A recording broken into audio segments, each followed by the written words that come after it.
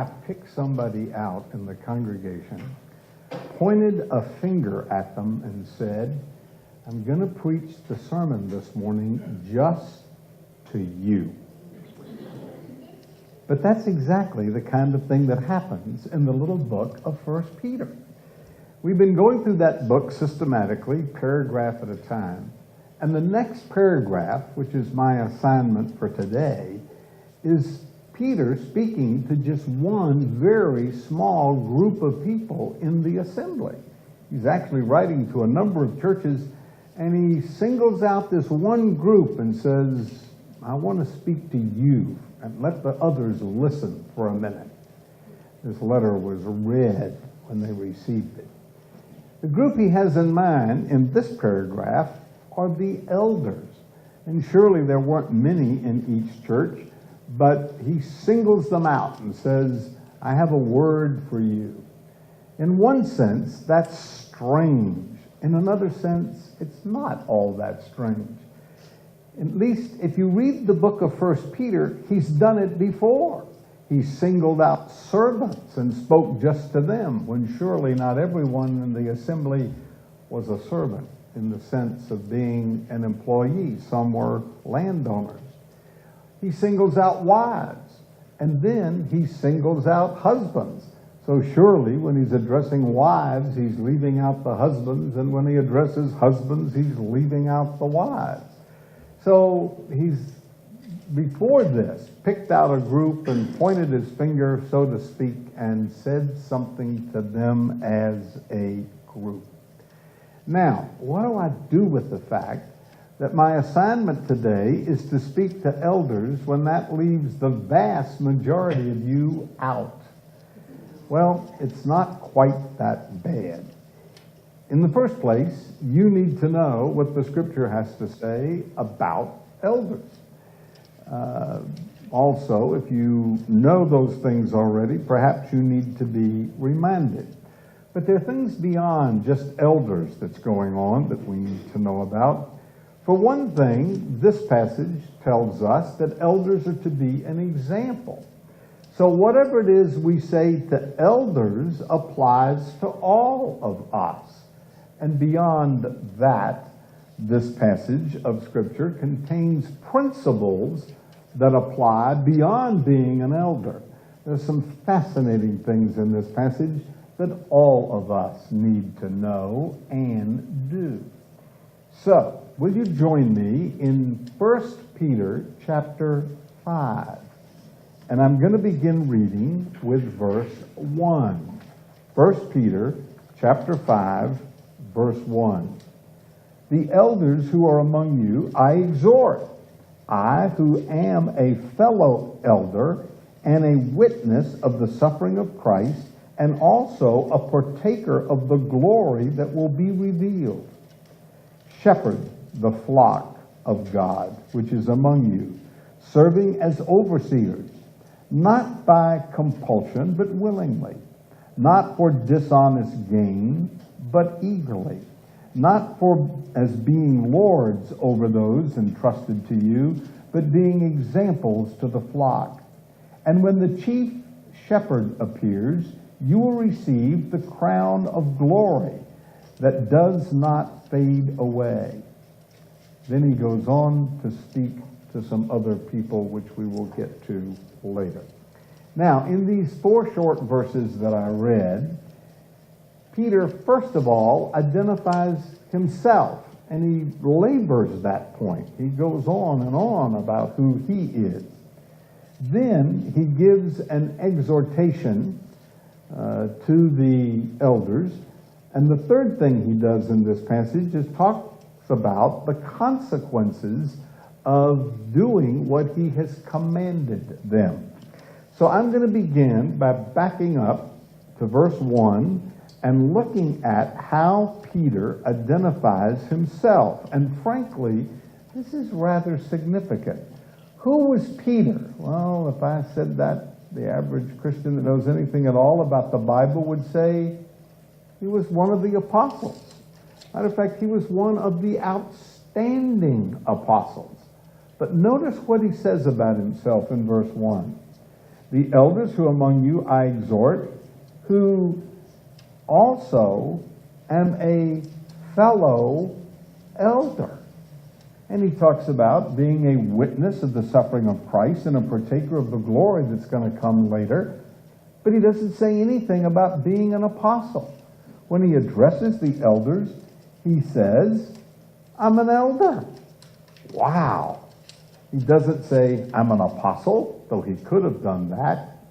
Matter of fact, he was an outstanding apostle. He was one of the most significant apostles. He was one of the original apostles. The Apostle Paul came afterwards, and he says in 1 Corinthians 15:8 that he was born out of due time, meaning that he was born after the original apostles were chosen. So Peter could have said, hey, I'm not just an apostle, I'm one of the original apostles. Or he could have said, I'm one of the leading apostles. You will recall that there were 3 among the 12 that were sort of in the inner circle: Peter, James, and John. When they went up to the Mount of Transfiguration, not all 12 apostles went, just 3: Peter, James, and John. In Galatians 2:9, Paul calls those the pillars. So Peter was in that inner circle. He was one of the leading apostles. He could have said that he had intimate information that perhaps none of the other apostles had because of that relationship he had. But surely he could have said, I am the chief of the apostles. Remember, in Matthew chapter 16, Jesus gave Peter the keys of the kingdom. And in the book of Acts, he is the one that takes the lead. So he was the leader of the leaders. But he doesn't come at the elders, who are leaders in their various assemblies, as a superior over an inferior. He doesn't come as one over them, but he comes as one who is one of them. And he says, in essence, look, I am just like you. So he's not pointing a finger, so to speak. He is putting his arm around them. He is coming with modesty and humility and sympathy. He's actually practicing what he preaches later in the passage when he says, don't lord it over other people. So he's not lording it over them. He's coming as one of them. He knew what it was like firsthand because he was an elder. He experienced the difficulties of being an elder.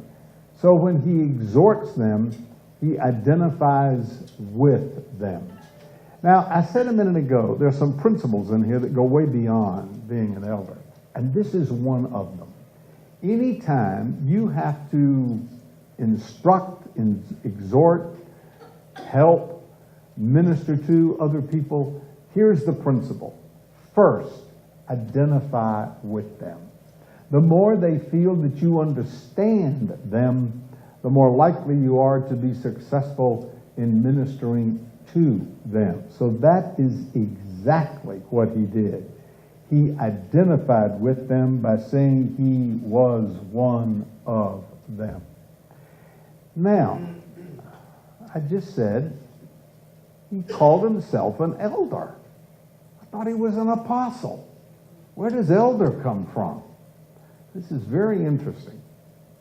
If you look at the book of Acts carefully, you will notice that it starts out with the apostles being in charge, particularly in Acts 6, for example. But they're clearly in charge in Acts 1, Acts 6, and in other places. But as you continue reading in the book of Acts, they go establish churches, and as they do, they appoint elders in every church. As a matter of Acts 14 says, Paul and Barnabas appointed elders, plural, in every church, singular. Elders are plural, church is singular. So every church had elders, leaders. But what's fascinating is as you continue to read, and as you read the rest of the New Testament, those people who were originally apostles end up calling themselves elders. The original leaders of the church were the apostles, but they were a special group. When they faded off the scene, when they literally died out, what replaced them as leaders in the church were a group of people called elders. And so Peter is now an elder, not just an apostle. And he is talking to those who have taken over the leadership of the church after the apostles. So he says, I'm an elder. The second thing he says to identify himself is he was a witness of the sufferings of Christ. Now that's fascinating because according to the Gospels, there's nothing recorded about him seeing the crucifixion. The only apostle that hung around was John, not Peter. He denied the Lord and he and the rest fled. So what does he mean that he was a witness of the sufferings of Christ? Well, there were sufferings of Christ beyond the crucifixion. He saw firsthand the rejection of the Pharisees. He watched them reject Christ's preaching as well as his person. He experienced the desertion of the disciples. He observed the agony of Gethsemane. He lived through the arrest and the unjust trial heaped upon Christ. So he saw suffering beyond the crucifixion. But why did he bring that up here? He's talking to elders. Why does he say that he witnessed the sufferings of Christ? And the answer is that, well, the sufferings of Christ are relevant to perhaps the ministry of being an elder. Elders are under shepherds, and Peter is here saying, as an under shepherd, I saw the chief shepherd suffer, and I saw him suffer ridicule and rejection, insult and injustice, denial and desertion. I understand what it's like to be a shepherd by being one and watching the greatest shepherd of them all. So it's as if he is saying to elders, if you undergo any difficulties, remember the chief shepherd did much more, and I witnessed what he did, what he went through. The third thing he says about himself is he's an elder, he's a witness, and a partaker of the glory that shall be revealed. Now, we are told very clearly throughout the New Testament that believers who suffer partake of glory. Romans 8:18. Those who suffer now will reign. They endure. They will reign later in 2 Timothy 2:12. So those who are cross bearers on the earth will be crown wearers in the kingdom. Interesting.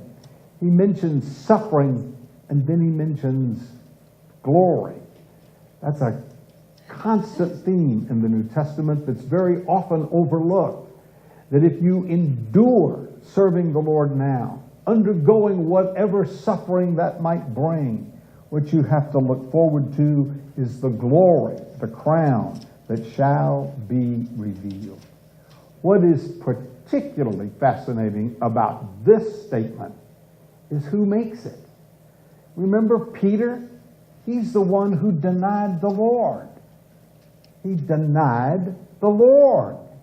But he's expecting to be restored, and now he's expecting to see glory from serving the Lord. There's a huge principle here, that even if you fail, you can still be crowned with glory later for your service if you come back to the Lord. This demonstrates that restoration is possible even after a grievous sin, like denying the Lord. So, the one giving the command, the communicator of the exhortation, is one who was an experienced elder, who knew about the sufferings and sorrow of service, and yet who knew about future glory. He does not approach them with authority, but with experience. and understanding. Let me illustrate. Suppose the president of a large company called all the welders together and said, as president, I want you to do this job this way. Or he could change his blue pinstripe suit and wing-tip shoes for overalls and say to them, I know what your job is like. I used to be a welder. Now, as a fellow welder, permit me to share with you some things I think you need to do on your job. That's what Peter is doing. He's not coming to them with authority. He's coming to them as a fellow elder and saying, I know what you're going through. I know what your job is like. I'm one of you. What a great lesson. What a great lesson. All right, after that, he exhorts them. He gives them some commands. So he says in verse 2, shepherd the flock of God, which is among you, serving as overseers. The one great command is simply this: go shepherd the flock. Now, what does that mean? Well, the word shepherd simply means to tend the flock. There was literally a shepherd who tended the flock. He fed them, he protected them.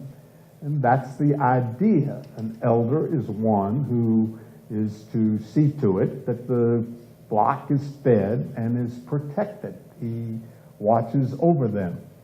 That's the literal meaning of the word. There were literally shepherds who literally tended sheep. Figuratively, it has to do with governing, directing. As a matter of fact, he adds to the concept, the figure of shepherd, he says serving as overseers.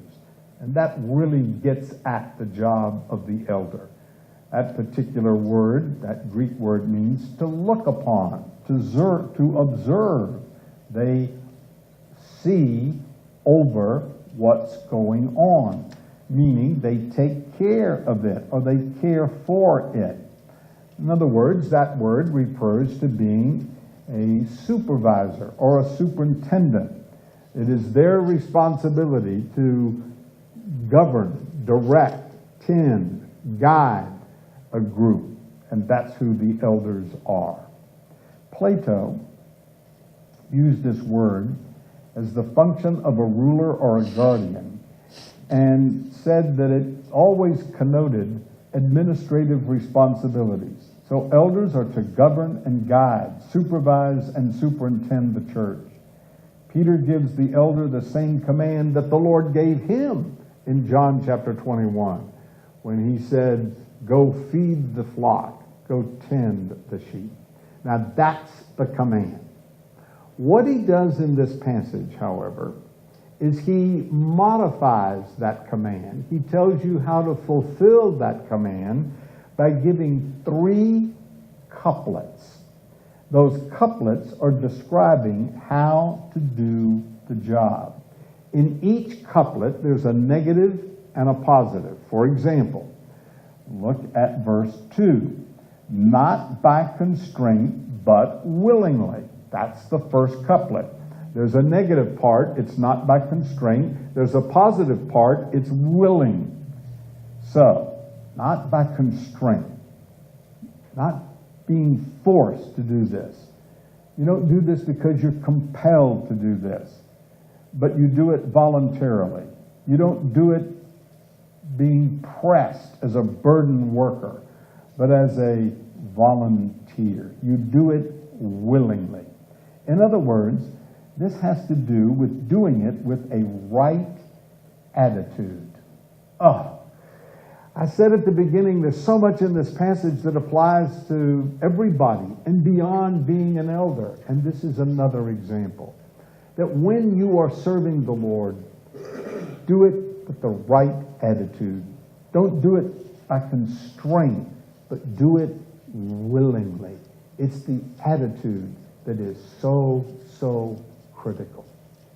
It's easy sometimes when you're in a job to do it because you've got to. Somebody's watching you. You're getting paid for this. We'll get to that in a minute.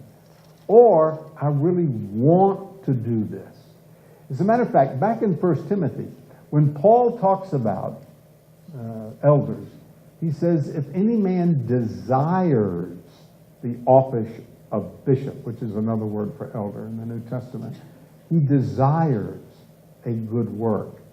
So the first thing he says is this is something you ought to desire to do, not something you do because you were drafted, not something you do because you were constrained to do it, but I just do this willingly. And I say that applies to all of us across every area of our life. We need to be careful that we not develop a negative attitude, but that we do what we do willingly as unto the Lord. During the Civil War, General Robert E. Lee one day sent a message to Stonewall Jackson. The message simply said that the next time he rode in the direction of headquarters, the commander-in-chief would like to see him for a moment. General Jackson received the message and immediately prepared to leave the next morning. Rising very early, he rode 8 miles to Lee's headquarters against a storm of wind and snow, and arrived as Lee was finishing breakfast.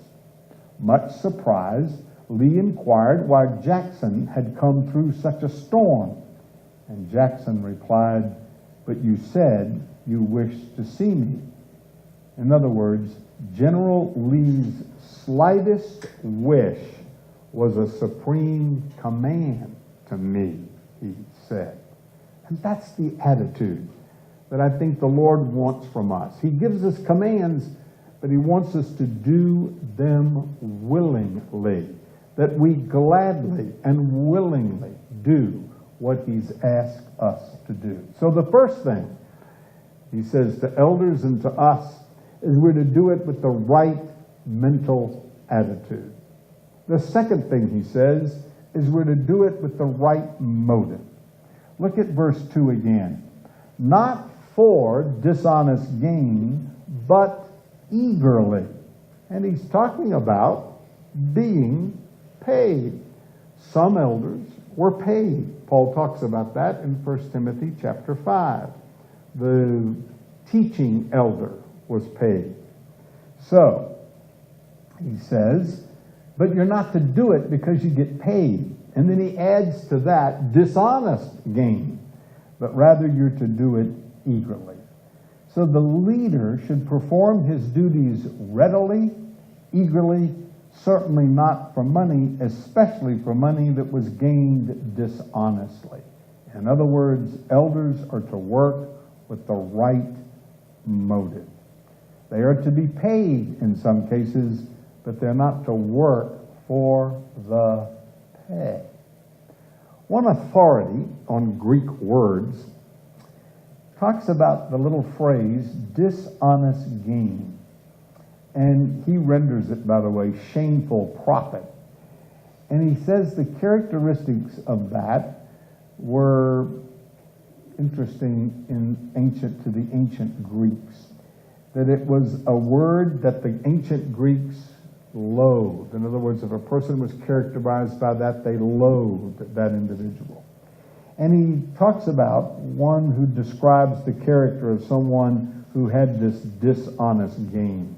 He describes the person, this ancient author, as the mean man is the man who never sets enough food before his guests, who gives himself a double portion when he is craving something.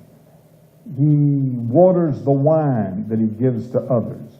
He does not. He not only goes to the theater when he can get. He only goes to the theater when he gets a free ticket. He never has enough money to pay the fare, and always borrows from his fellow passengers. When he is selling corn, he uses a measure in which the bottom is pushed up, and even when he is carefully levels the top.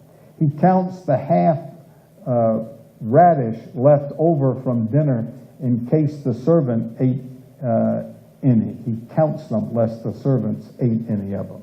Rather than giving a wedding present, he goes away from home when the wedding is being conducted. In other words, he's a very selfish fellow. And so Peter is saying, don't be an elder like that, but be one that's doing this job willingly.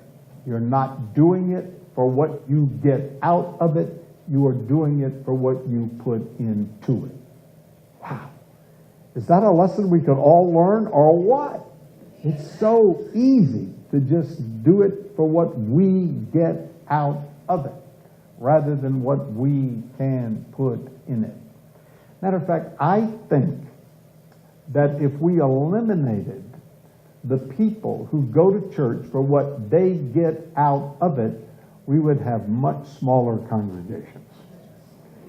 That very few come for what they can give, they come for what they can get.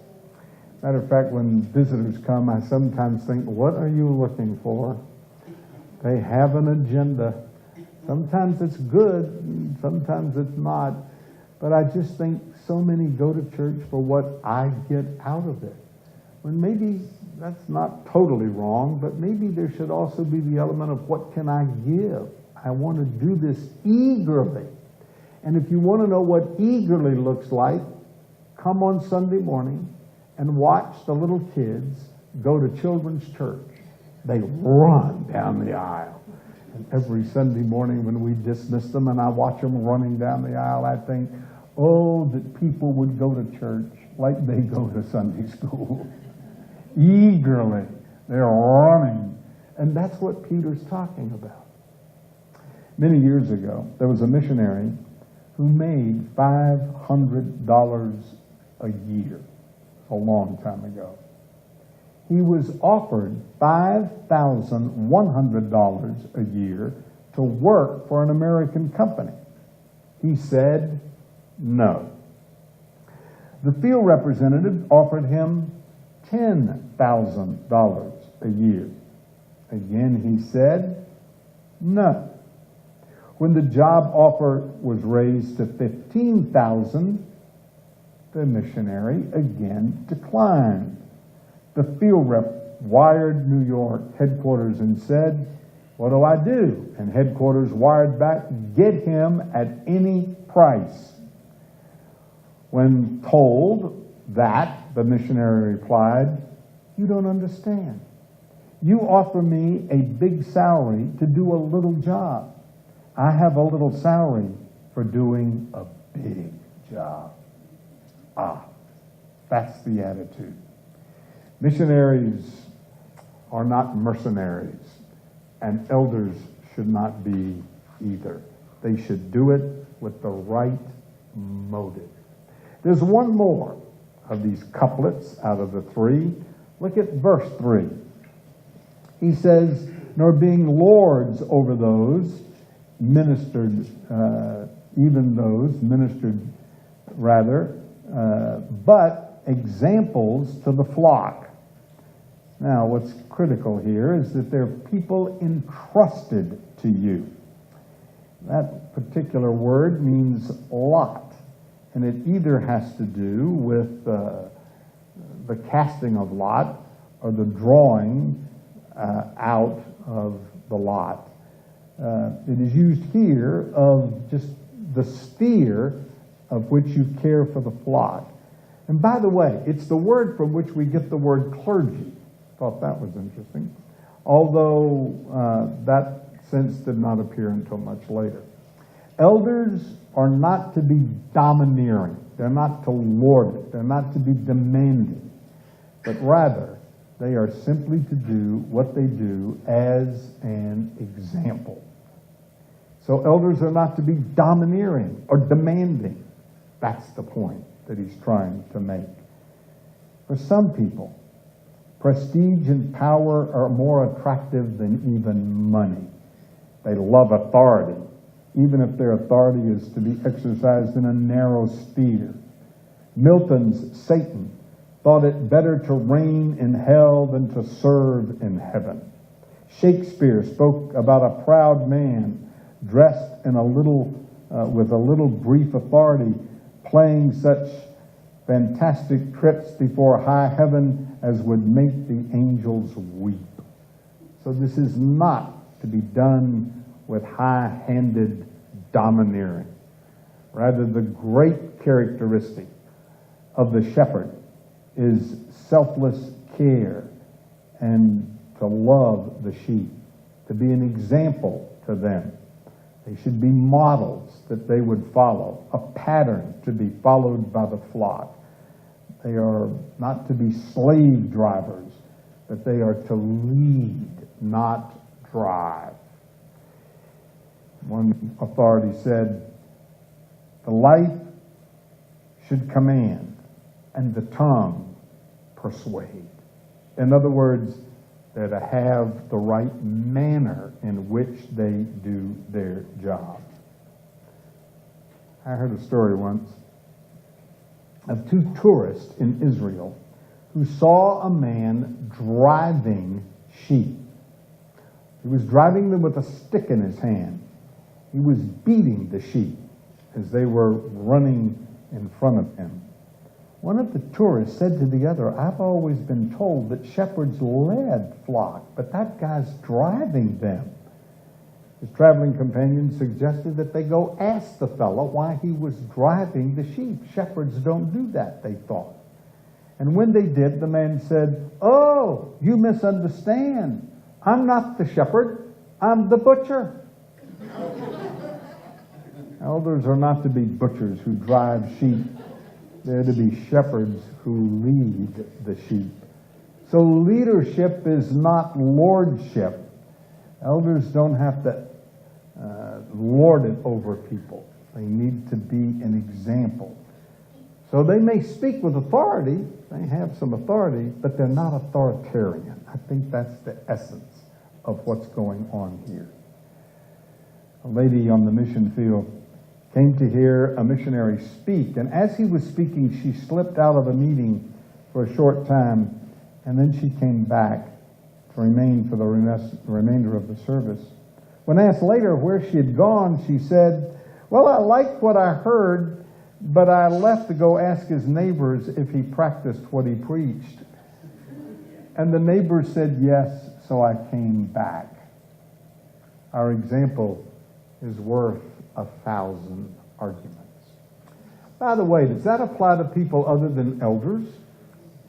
Yes. How about parents? Yes.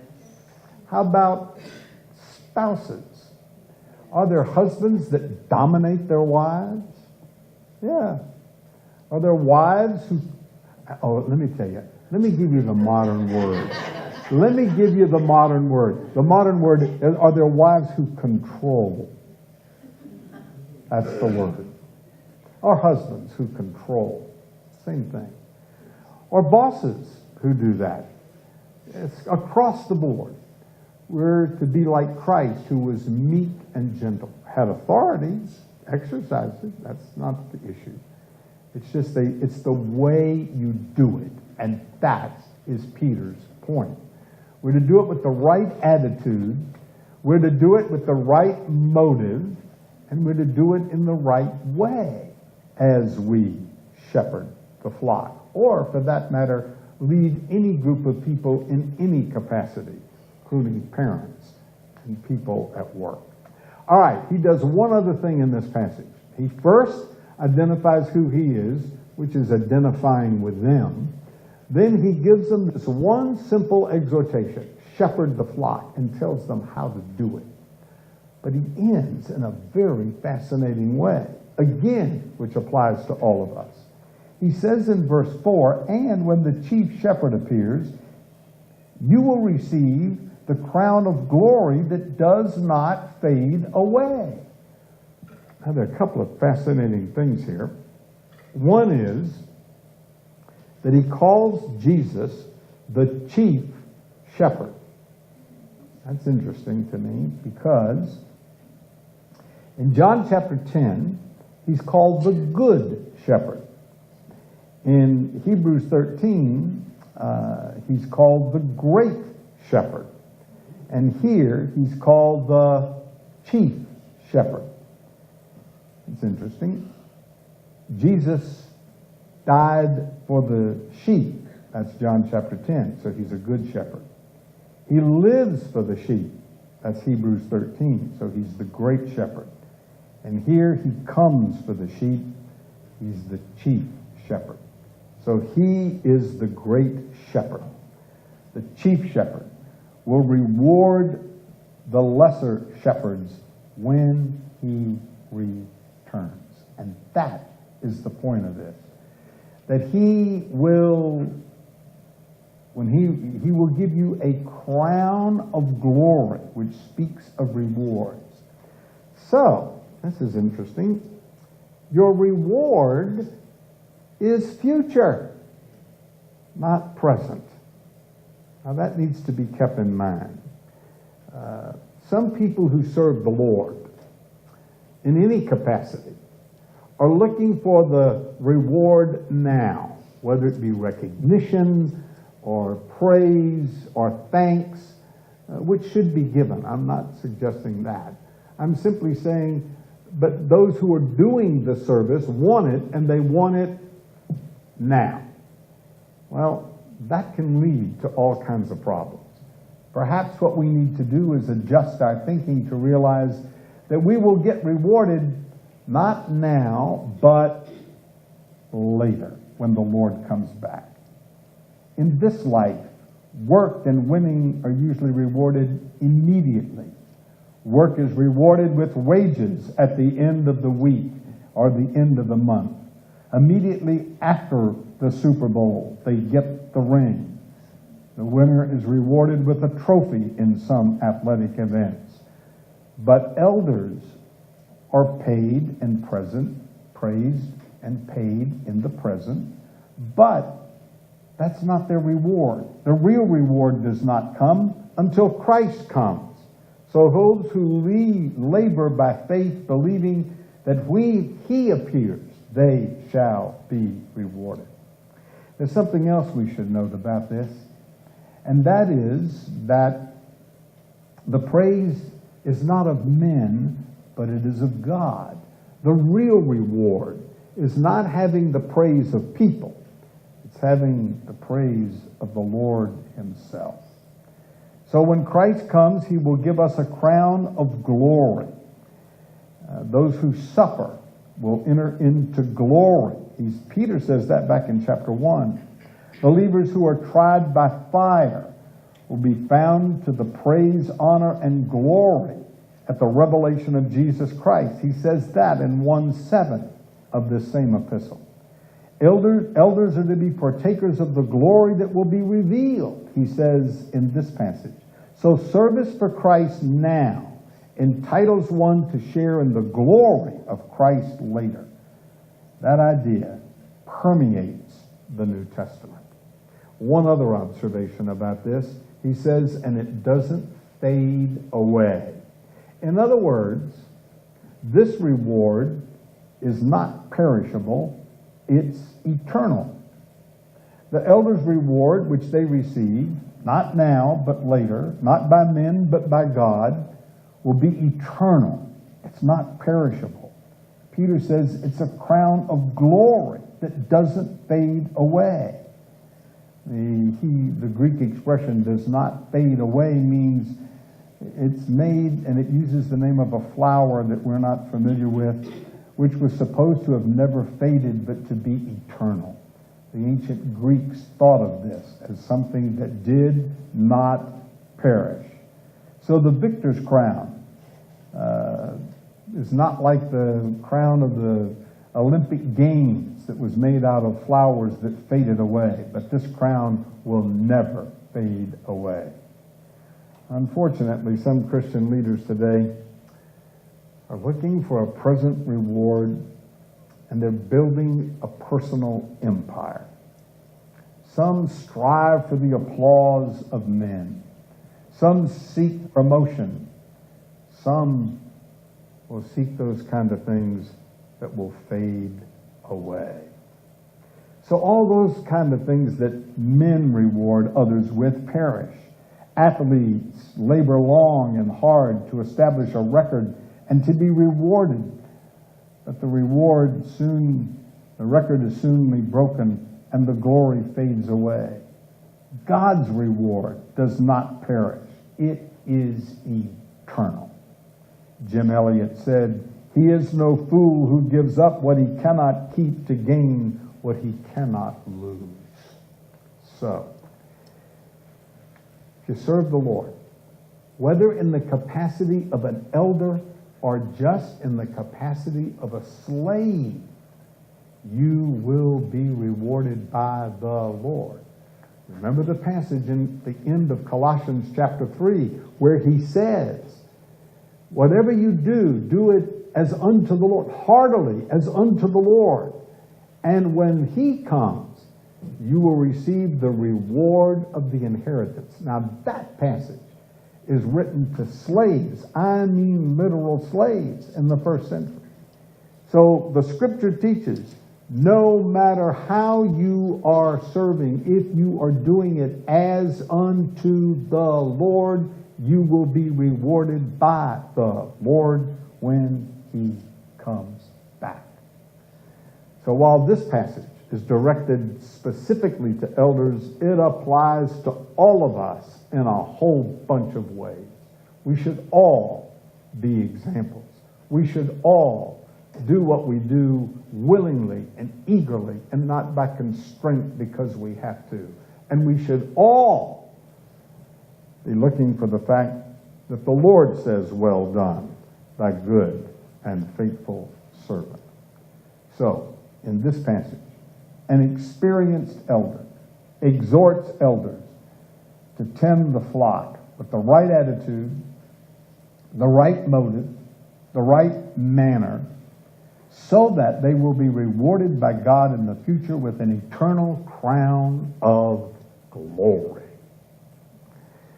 Let me conclude by making a couple of very simple observations. People tend to glamorize and glorify leaders. The President of the United States arrives in a private plane, rides in a limousine completed with an entourage and bodyguards, with pomp and ceremony, and we celebrate his presence. To a lesser degree, we treat lesser leaders in the same way. We view the top executives or the most successful leaders in any field with awe and respect. So many dream of being the leader. Leadership, however, isn't the glit and glamour and glory most think it is. It's the daily grind, which is downright hard work sometimes. It can quickly become discouraging and even depressing. Even present problems are more enormous and beyond our solution. In a day-by-day basis, people only come to see the leader when there is a problem. Boy, is that true. You're the leader, just a simple leader, like a pastor of a small church. They come see you when there's a problem. Now that's fine, that's why I'm here. But there are times when that can get to you. It happened to me yesterday. I was in tears after listening to a story by somebody not in this congregation. That's part of what it's about. It's servant leadership. It's not domineering.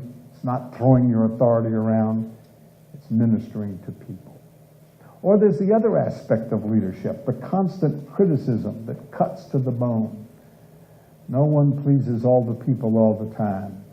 It's easy for a leader to ask, why am I doing this?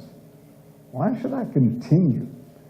There's the temptation to figure out how this position can benefit the leader and continue doing it the wrong way for the wrong reason. So, I'm simply suggesting that spiritual leadership is beset by those kinds of problems.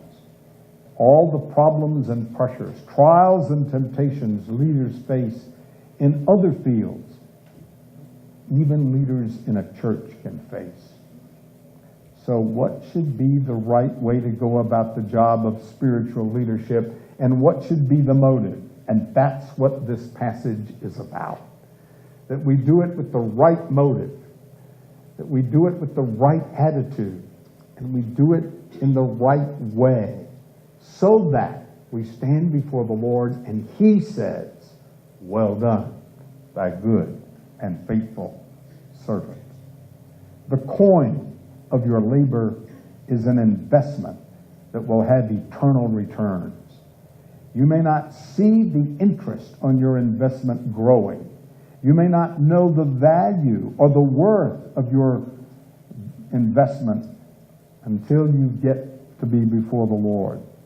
But there you will see that what you did was really worth it all. Wesley said, the real value of a thing is the price it will bring in eternity. And that's why we do what we do. One man spoke of the medicine to his students, and so to ministers, and he said this: the practice of medicine is an art, not a trade, a calling, not a business, a calling in which your heart will be exercised equally with your head. Serve the Lord, whether you're an elder or, as I mentioned, a slave, or anywhere in between, and do it with your head and do it with your whole heart, eagerly, willingly serving the Lord.